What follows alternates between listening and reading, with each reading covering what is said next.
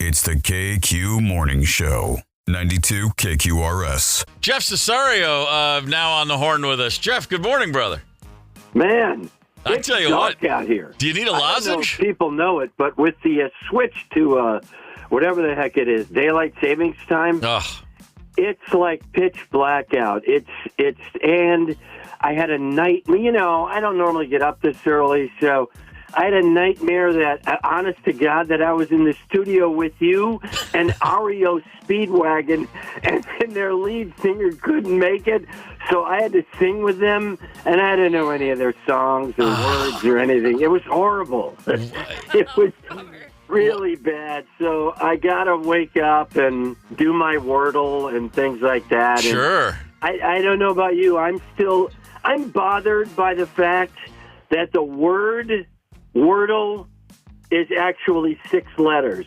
But, maybe I'm a little OCDC myself. I don't like that. It never even occurred to me, but you're right. That E is unnecessary. Just Wordle. Completely unnecessary.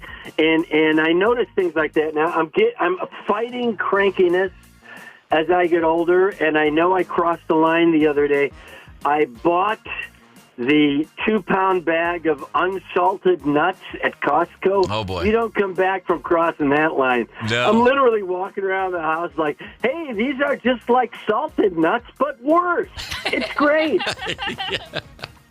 Yeah, it's horrible. It's tough when you're someone's. It's worse when you're at someone's house and they put out unsalted nuts because you just can't. I can't even go for the second handful. I don't want to be a jerk, but. Well, that's when you have to do the sneaky party mix where you throw the goldfish in with the nuts just to get some salt. It's all about salt these days, Jeff. I mean, I last time I had my yearly physical, I did the blood work, did the whole thing, and for the first time, the guy said, "You got a sodium thing going on here," and I was like, if it's just now hitting me, I'm fine. Trust me. The fact that this is just now being mentioned in my late 50s means I'm way ahead of the curve. Should have been a red flag decades ago. Did you paraphrase that, or did your doctor actually tell you, hey, you got a salt thing going on? That's pretty hip. Yeah, sodium thing. Salt thing sounds cool. That's a good name for a band, Salt Thing. Need a band name. You got it. Well, everybody's salty nowadays. I don't know about you. I'm in the dead center, and I'm a little tired of the far right and the far left. It's like watching two idiots play ping pong. Sure. And my neck hurts. I can't do it anymore. I was watching, and I'm going to give it to both sides, so everybody just hang on. But the other day, I'm watching that J.D. Vance grill Zelensky. Like he said, Kappa Phi pledge at Appalachian State. I mean, like, why don't you wear a tie? He's at war. Yeah. Not many tank gunners and ascots floating around. I don't want to, let's just get back. And then, okay, now on the left, they drive me crazy. Defund the police was their biggie. That's the best they could do, Steve. Aren't they tapped into 95% of Hollywood? Did they call anybody? How about streamline the police? No, defund the police. Yeah. That's the best they could do. Or the they, them. Now, I know I'm a little nitpicky on this because I'm an English dude. Yeah. Sure. I'm a writer. But you can't use a plural pronoun to represent a single person. Did anybody speak up at the meeting in the faculty treehouse at Kenyon College when they were cooking this? How about a new word? How about heg? H-E-G. Brand new word for all these. Heg and veg. I mean, they wrote whole new languages every time James Cameron writes a frickin' movie. Put some effort into it. Then you can ping pong back to the right, and now they're telling me January 6th was just a barbecue potluck or something. I mean, I guess we have footage, maybe not anymore, the bear spray and then, the thing that killed me about January 6th is no cops for 2 hours. Then Barney Fife and 6 deputies showed up with netting from Menards. That was it. That was the security. That was it. I don't want to hear from either side. I just want to cool out and watch a little baseball. That's what I want to do right now. Matt, well, it's a good time of year for you, brother. Now, you a proud Midwestern man, a Wisconsin man, and then a Minnesota man before you headed to the West Coast. So growing up, were you a Brewers guy? No, growing up, I have an orphan story as a baseballer because I was a Milwaukee Braves fan. Oh, sure. And then, of course, they moved when I was a little tyke. Yeah. So my heart was broken. Oh, yeah. And, in my emotional state at the age of 8 or whatever I was, I went to the Cubs. Oh, my God. I mean, I grew up in Kenosha, Wisconsin, so that seemed like the logical geographic choice. Sure. And then 25 years later, at the age of 32 or whatever, I went, well, I can't hold myself to that. I was just a kid. Yeah. So I switched to the Twins, and then when I moved out here, I finally switched to the Dodgers. So I'm a bit of an orphan, although I'm having fun watching the Dodgers now that Steve Garvey's gone. That was my only requirement.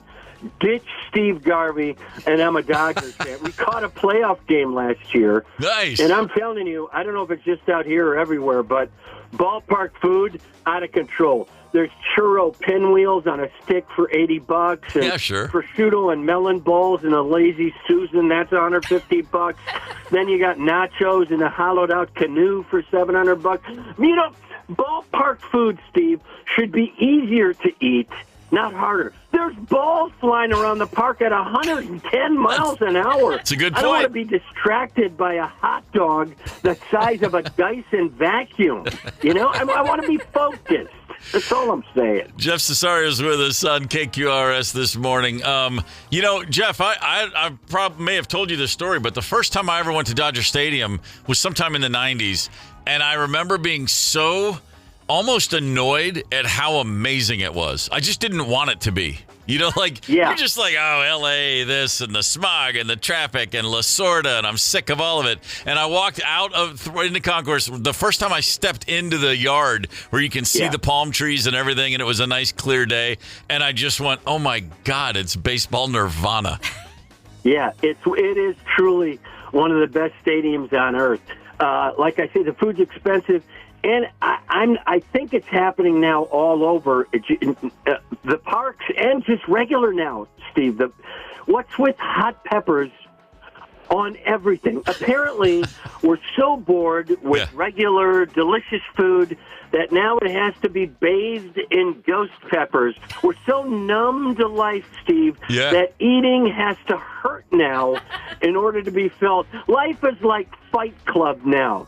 It's like Wolfgang Puck's new restaurant, Fight Club for your tongue. I don't know why everything has to be so hot. And I'll add this about baseball, because out here there's fans of every team. I'm walking down the street yesterday, Steve.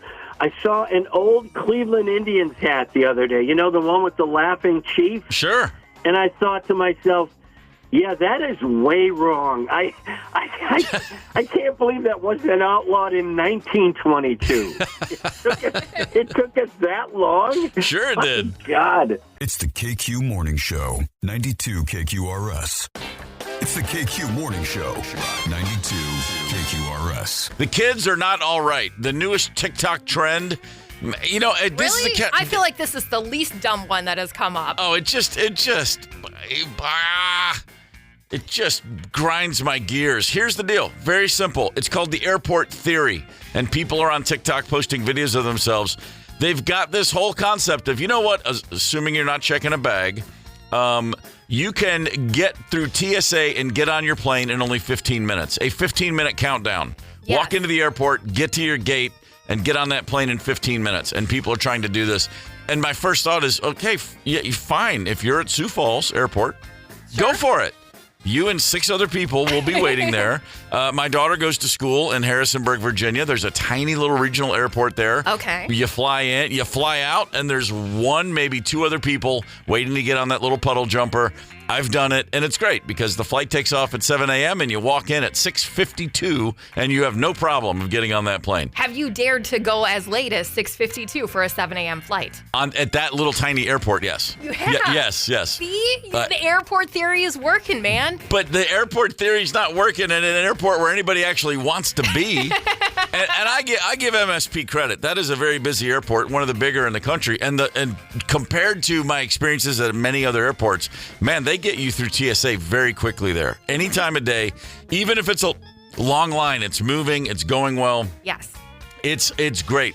Where I came here from Nashville, an airport with half as many flights a day as Minneapolis, St. Paul, and a place where you are going to wait in line for a long time. That airport makes me ill physically. It's just so annoying. But the 15-minute theory, man, this is not the 80s. This is not the good old days when anybody could walk to the gate, didn't have to have a ticket. You could just walk in, go where you wanted. Up until that first Gulf War in 91, and it was great.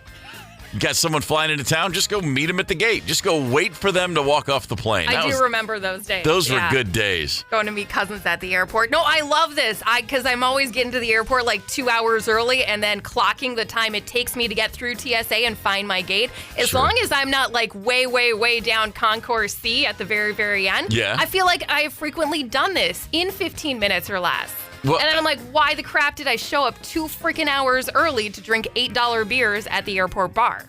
Well, the old 2-hour thing.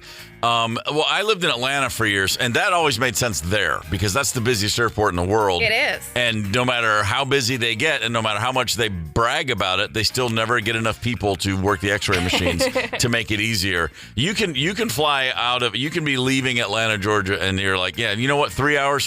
Why not? Just get there way in advance. But the 15-minute thing that's still pushing it. The fact that everybody's like doing it, if you check out, if you go to anybody who's been doing this challenge, for everybody who's like made it at my gate 13 minutes, there's just as many people going, well, I'm at the bar because I missed my flight. Which is like, yeah, by the way, you know what you need? You need one guy who lives in the middle of nowhere in front of you in line at TSA who goes, why do I have to take my belt off? That's all it takes. It takes one person. That is fair, yeah. And I have stood right behind a man who those were his exact words at TSA. They're like, sir, you have to remove your belt. And he had a dinner plate-sized belt buckle. But he had an East Tennessee sounding accent, like Appalachia. And he said, why would I take my belt off? Like, he was all but saying, like, what, do you want to see my bloomers too? I mean, he was so confused by the concept of a man doesn't remove his belt, unless he's going to have some loving or a bath. It was literally a moment where I'm like, and I'm looking at this guy going, who's with this man? Who let him into an airport on his own at his advanced age, having never been through an x-ray machine before? Why are we allowing this? And why am I standing here? And I almost chimed in. I have talked to people at TSA. In fact, here in Minneapolis, a couple of months ago, I was right behind a guy who was very indignant about removing his shoes and everything, and he was just giving the person who's going, put everything in the belt here. You don't have to take your laptop out of the bag. Do this. The TSA guy before the X-ray machine, and this guy just got something in his craw, and he was like, this is bullshit. He's just going on and on. Sure. And I'm looking at him, and he's with his date, who is like is a date, like they're on a date. His girlfriend are traveling together. Sure. And he's about 4 inches shorter than the woman he's with, and she's a little embarrassed, and he's just getting angrier and angrier. And I just laughed. And they both looked at me, and I go, man, you don't get how this works, do you? I'm like, these guys can ruin your day, dude. Do what they say. Yeah. Let's go. And then he's looking at me, and I'm way taller than he is. And he's just, and right away, and they get in line, and they're waiting. And the TSA woman that he's arguing with, she looks over the x-ray machine and just points to him. And the guy on the other side's like, okay. And they go right through all of his bags because he's being a douchebag. He is. And I'm like, dude, it's fine that you're 5'5". It's fine. Yeah. Get over it. Because the woman was really tall. You could just tell. First of all, I don't like a woman telling me what to do. Secondly, I hate that she's way taller than me. And thirdly, and he just went on. And I hate to be so generalize like that. But at the end of the day, I was like, you're just a pissed off short guy. and you're at the wrong place to be pissed off. I don't know. Some people do overcome it, but Napoleon syndrome is real. Oh, sure it is. Yeah. And I get it. I mean, it's I don't get it at all. I'm now. I'm 6'3". I know. And then you have trouble with the bald guys too. Did you coast through TSA extra fast because you were being so cool?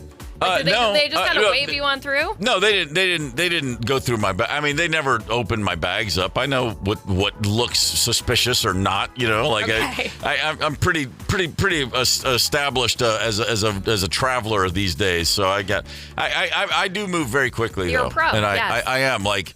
My greatest sin in life would be if somebody was like, I was behind this guy at TSA and he took so long. If that was me, I'd be mortified. I'd melt like a candle. It's like, no, I'm gonna be the guy keeping this line moving. And my kids are the same way. I raised my kids like, hey man, you're not a little kid in an airport. You're an adult traveler. Tiny adult. Yeah, you're a tiny adult. And when we get through TSA and we don't when we sit down to put our shoes back on, the second they're on, stand up and leave. You don't sit there. That's my other thing. Oh my God, when you clear TSA and they have those benches so you can put your stuff back together, and you see people and they just sit there and pull out their phone. It's like, that's not a chair. No. That's not a chair. That's right. a get your crap together and keep moving way station. You are not here to check emails. Stuff like that drives me crazy. I do want Steve Gorman's 10 golden rules to get through TSA. Oh man, mostly just shut up. You know what I mean? Like just before you get to the airport, think, do I really need this stuff in my pockets? Like your keys, put them in your bag that you're going to check.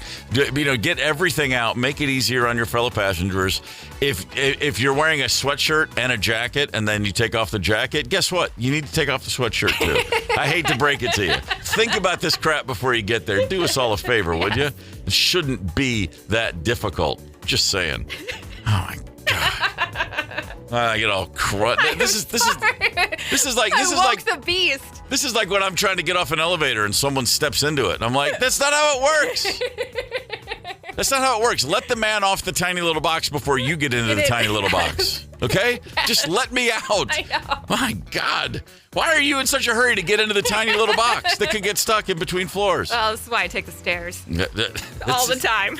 That's probably best for a variety of reasons. Yes. It's the KQ Morning Show, 92 KQRS. It's the KQ Morning Show, 92 KQRS. The longer you're with someone, living together, in each other's hair, in each other's pockets, you never get away. You gotta come up with some boundaries that you never think will matter when you're first, young love, early days of relationship. You're like, I don't care. I just don't ever want to be in another room. I just want to hang out with you. You always hear about sleep divorces where a couple decides to just sleep in different rooms. Okay. Snoring is a big factor in that one, generally. Yes. Or if you have somebody who just thrashes in their sleep. That's me. Really? Yeah. You're a kicker and a puncher? Yes. I roll just from side to side. I don't thrash. I just turn over a good bit. My wife closes her eyes and does not move an inch until she wakes. It's amazing. For years, I've just been like... Same with Mr. Ryder. It's like he's in a coffin. Yeah, that's exactly how she is. But it works because I'm not thrashing. That part. But I get it because if I drink, I snore. Fair enough. It's Lots of people do. That's just what it is. And so, there are plenty of nights when I have awakened myself snoring, just do one of those. And then I'm like, where's Rosemary? And she's like, in one of the kids' rooms, or she's on the couch because she's like, there's no getting around that. But this is a different one. So sleep divorce makes sense to me. Okay. This is a couple in Maryland that have gotten what they're calling a bathroom divorce. Simply put, after years of marriage, this woman decided, I can't share a bathroom with this beast I'm married to anymore. Right. And I've never even considered 2 bathrooms for 2 people. Now, my cat has 2 litter boxes. Yeah. Milo's got one upstairs, one downstairs. Yes. So this is all of a sudden, I'm like, wait a minute. I've never realized there was a problem. I've never felt like I needed my own bathroom, but I can't say the same for my wife. But interesting enough, this is a woman in Maryland, Debbie Weiner, and she and her husband talking about the fact that they had to make this big choice, rehab their entire house to get a bathroom divorce. I think a bathroom divorce is best exemplified by 2 toilets, 2 sinks, and 2 ways to shower or bathe in the morning. We have everything separate. The pet peeve of my old bathroom was the wet, sticky floor every time I went to use the toilet. Yeah, knowing that I use a bathroom with a dry, pristine floor. You know, one of the members who uses the bathroom has a prostate and the other doesn't. So wait, you're leaking pee all over the floor and your wife's walking in it and it's sticky? Yeah, and you're weird. saying it's because of your prostate? My understanding is that you have to pee a lot as an older man with some prostate stuff, but I didn't know that, on the floor was the place to do that. That's news to me. Yes. I'm not looking forward to the next 30 years of my life. What in the hell? I mean, dude, when you get up off if you get up off the toilet, just get a little extra tissue and you put it somewhere between that and pulling your pants up. Yeah. I mean, look, I grew up with 5 older brothers and just nastiest. There was no limits. I can't imagine. Yeah, I can't, and I was there. But even I'm not. I mean, if I pee on the floor, come on, man. Yeah. That's tough. You really got to get that one together. Listening to the two of them, I'm confused if they renovated their bathroom so that the 2 toilets, the 2 ways to shower are all in one it's separate rooms. This is separate bathrooms. I did. Before the guy. I got to go way back. But I saw a girl briefly, and one of the early conversations we had, and it wasn't like we were discussing marrying each other. It was just a conversation about marriage, about life, about having kids, like you do when you're 23 years old and you're just hanging out. It was a fine conversation. But I'll never forget, in the middle of this conversation, she just looked at me and she goes, one thing I will never, ever share is a bathroom. And I was like, what do you mean? She goes, oh, no, I have to have my own bathroom. I won't share a bathroom with a man. And I said, so if you live with a guy, you have to, if it's just you and him, you have to have 2 bathrooms. And she was like, oh, yeah, absolutely. And it was like no big deal. And that's it. We didn't go into it deep, but I remember thinking, yeah, that's a lot of work. That I don't think whatever she's looking for in a man, it ain't this guy. So confession, when Steven and I moved in together, it was during the pandemic, and then we're like, okay, we're gonna get married and we're gonna buy a house, and we're kind of doing this all at the same time. So as we're looking at houses, and we're both in our late 30s.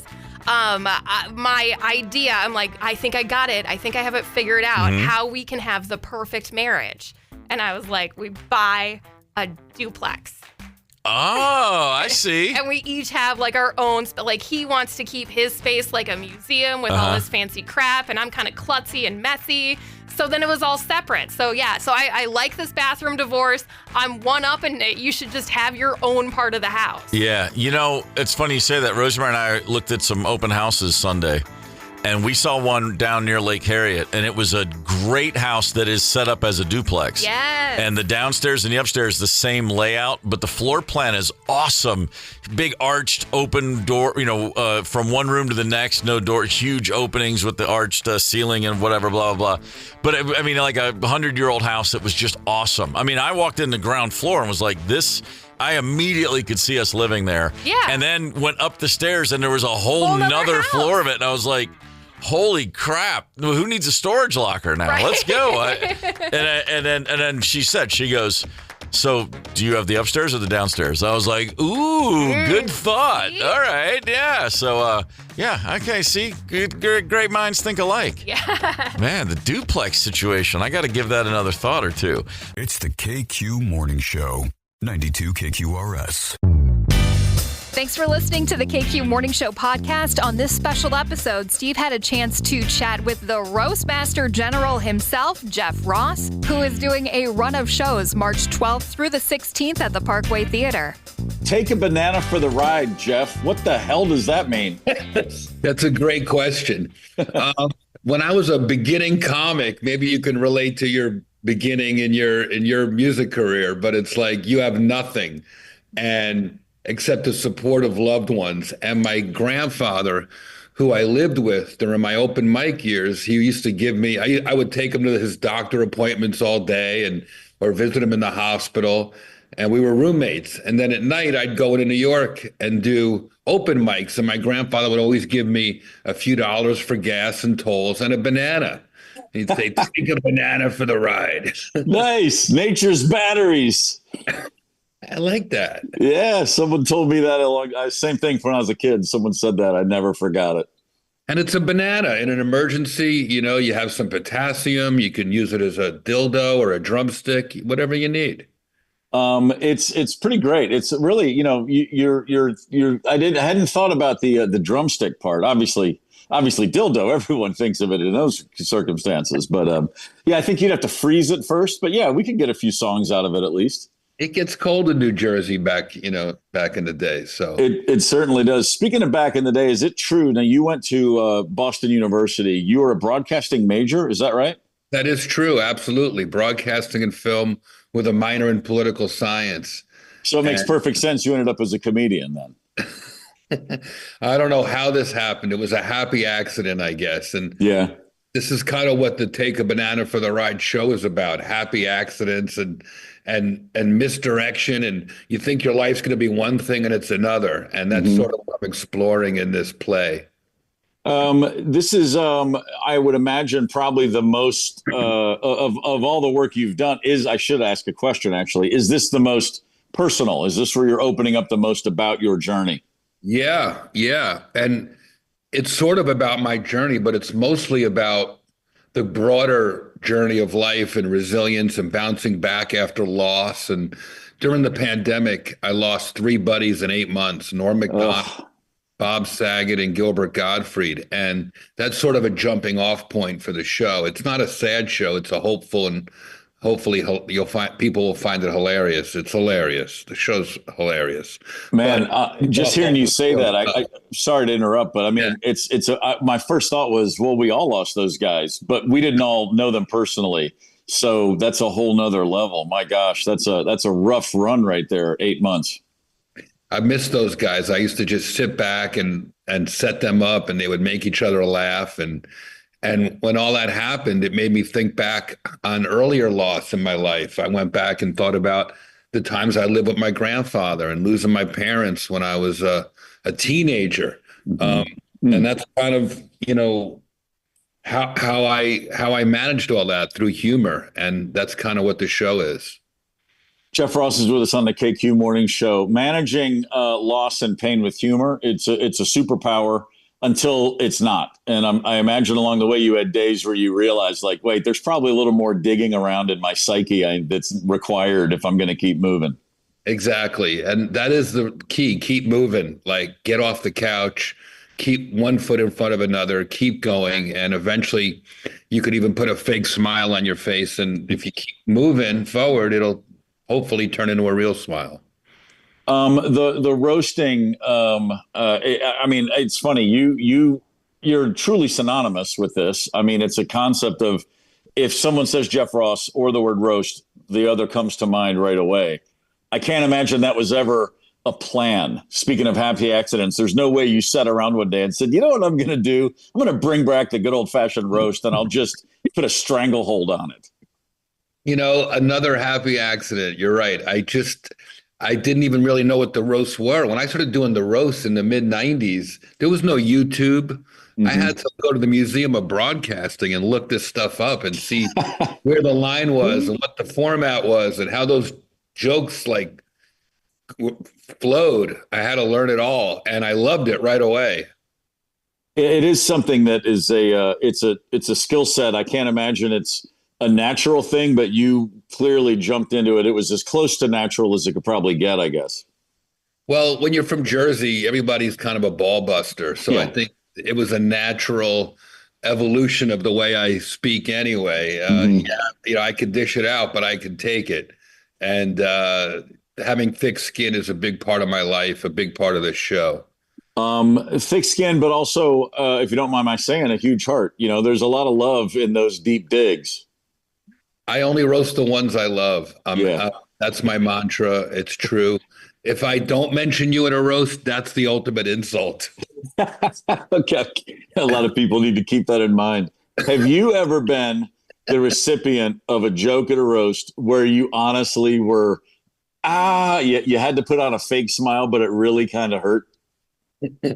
You know what? Absolutely. More times than I care to admit, but I happen to be a pretty good actor. Yes. I don't let it hurt me. I'd be the ultimate hypocrite, Steve. Right. Like, how dare you? You've gone too far. No way. I have to be able to take it. I imagine there's a few jokes along the way you can't share with us on the radio show, but I'm sure there's a few that you put in front of someone else and they said, no, dude, that's too much. You can't do that one. Every now and then I get a conscience, but it doesn't really help me. Yeah. The more I leave the conscience in the draw of the desk draw, and just kind of go with what I think is going to be funny. Mm-hmm.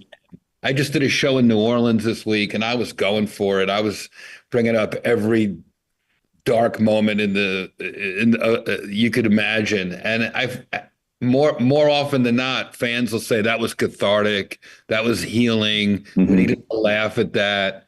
Every now and then, someone will complain, but comedy's not for everybody, and I recognize that as well. If you're into like jokes that go right to the gut, then mine was for you. Jeff Ross is with us on the KQ Morning Show. Take a Banana for the Ride is the name of the tour. 5 nights at the Parkway Theater, March 12th through the 16th. First time you ever came to Minneapolis to do comedy. Do you remember that first visit? The first visit? Wow. I remember coming there as a high school kid to lose my virginity, but I don't remember my first time in comedy. That used to be what we were known for, but it's changed now. Minnesota, go lose it. That used to be the slogan back in the day.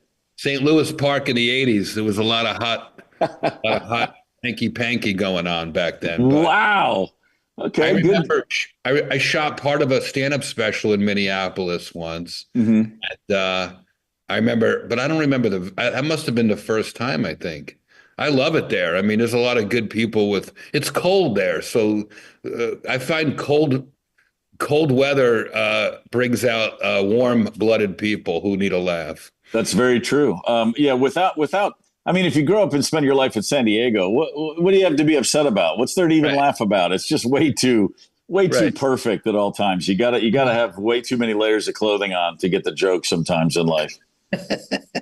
No one's laughing if you have like sand on your toe. No one's hurting, Yeah, that's exactly right. A lot of great comedy came out of Minnesota. I'm not surprised to see you getting 5 nights here. I imagine everybody's looking very forward to this.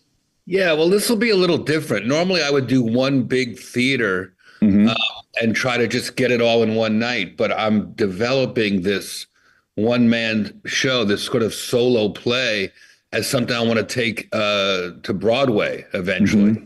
So in the spirit of the old Jackie Mason one-person shows, this is a night out theatrical experience. There's music, there's films in the show. It's not just a regular stand-up. Then at the end, I do bring up some volunteers from the crowd and roast them. So I feel like it's a night out. I'm offering people like a night out. All right, that's 5 nights out, Wednesday, March 12th through Sunday, March 16th at the Parkway Theater, parkwaytheater.com, the place to go get tickets. Growing up as a kid, was there ever an instrument in your hands? Did you ever play music? Oh, yeah. I still have drums and a guitar right behind me. I'm terrible at all of it, but, So, there's so many, as you know, so many comedians and so many musicians that cross the streams. I think early in life, those brains have a lot more in common than people might believe. Interesting. Timing, right? They say it's timing, and they say all comedians want to be rock stars. You would know. And I think there's some truth to that. I do feel my best. I do feel my most rock star when I'm on stage.